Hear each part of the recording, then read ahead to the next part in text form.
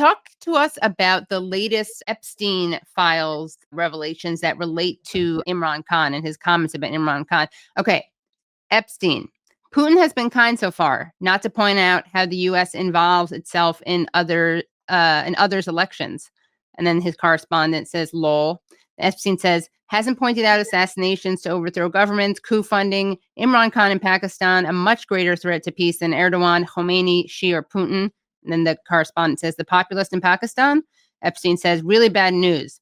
Then the correspondent says, the cricket player, how could he be worse than the Islamist?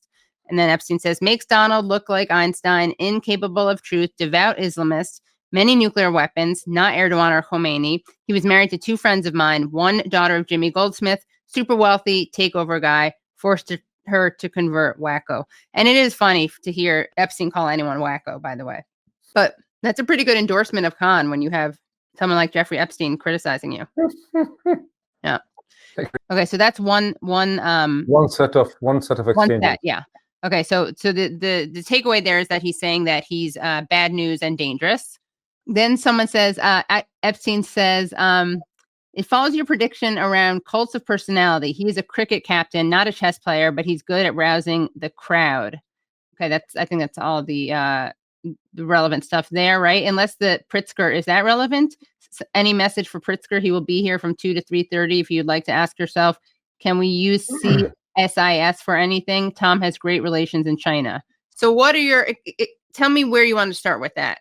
So I can instinctively understand this conversation. The significance of this is that Jeffrey Epstein was very influential. He had a huge network of a power system in which he was advising. At one time, he was also advising Ahad Barak for almost 10 plus years, the Israeli former, the politician and leader. We don't know who he was talking to at this time. My hunch is this might actually be someone in Israel.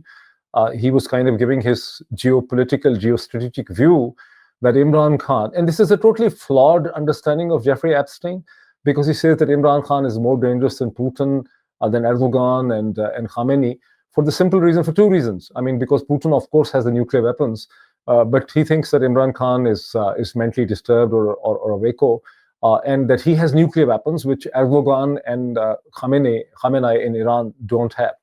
This is such a flawed understanding on part of Jeffrey Epstein, because Pakistan's nuclear weapons are not in the control or the mandate of any Pakistani prime minister. The Pakistani military has firm control on the Pakistani nuclear weapons. So any Pakistani president or prime minister, however popular he might be, has no real, and no one has really challenged the domination of military on the nuclear weapons. So this is a very flawed understanding. The second thing is sets of biases, that he's an Islamist, which I discussed earlier. He's not an Islamist. He's married to 2 of my friend's daughter. One, Jeffrey Epstein is referring to Jemima Goldsmith. Right. The other, he's probably referring to Reham Khan, another British ex-wife of Imran Khan. He's referring to both of them. But it's a very flawed understanding. What it basically reveals that how within this strategic community of decision makers within the United States or Israel in the West, Pakistan and its politics is so misunderstood, that Imran Khan is being seen as Islamist, as dangerous, with possession of nuclear weapons. He's neither an Islamist nor is in possession of the nuclear weapons. I mean, the whole thing is in control of the military. So, but now people have also connected, as the drop site editor Ryan Grimm has connected, that maybe this was the mentality that was working behind the scenes in Washington that set the stage for the regime change in Pakistan, because he was presented as a very dangerous person. So whether Washington was directly involved in regime change or not, Pakistani military definitely played up the fears of Imran Khan as an Islamist, as a dangerous person, as mentally unstable, who was a popular person, as a threat to the West, as a threat to Israel, as a threat to Washington. This is what these email exchanges explain. Right. And what was the reference to Pritzker and China? No, I'm not familiar with that. Oh, okay, sorry. I thought that's a different conversation. Yeah. That's what I thought at first, but then I thought you were said you could explain that, but you were talking about something else. Yeah. I mean, what do you think the significance of this view is? I mean, you just said it kind of suggests a potential U.S. government view on Khan, but why would Epstein see him this way?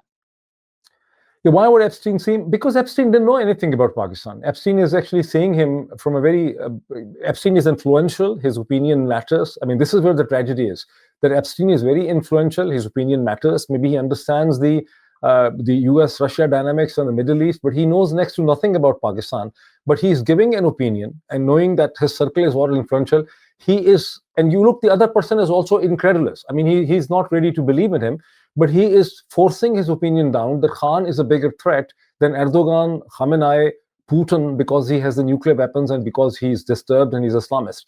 So that actually shows how a certain kind of biased understanding, which is totally based on ignorance, takes shape about Pakistan. And this is where the role of the media is important.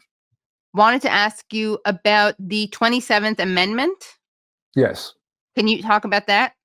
Yes, you see, there are two sets of amendments. One was the 26th Amendment, which happened in October-November 2024. And the second is now the 27th Amendment.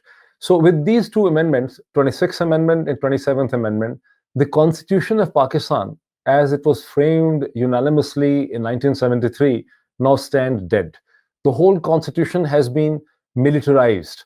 Now, in this 27th Amendment, the Army Chief and all service chiefs, the Pakistan Army Chief, the Naval Chief, and Air Force Chief, they have been given life immunity, as if they will be wearing uniform till the moment of the death, and no legal case, no prosecution, no inquiry, no investigation can be brought against them. I mean, this is actually the sense of guilt they have. Also, they have produced a massive centralization of the Constitution, and they're trying to change the nature of Pakistani state into the way the Communist Party of China is running China. And while in this country, since there is no understanding, they are also playing, I mean, this is the most interesting thing, is that Pakistani military is playing a honeymoon at one end with Donald Trump, the President Donald Trump, who has, for the first time in the 200+ year history of United States, met an army general in uniform. Never before a US president has ever met an army general in uniform. Yes, generals became presidents, and they were controlling a country, and then the American presidents have welcomed them in White House. But in this case, a sitting army general wearing a uniform was received by Donald Trump, which has further strengthened him. So on one hand, they're playing a honeymoon with Washington. On the other side, they're having a lover relationship with Beijing, where they are actually making presentations. The nature of Pakistani state is Western democracy, which is flawed, and this should actually be changed on the pattern of the Communist Party of China. So this is a very interesting thing. The US media, you have taken a right step. If US media starts taking an interest in what's really happening in Pakistan, things will change.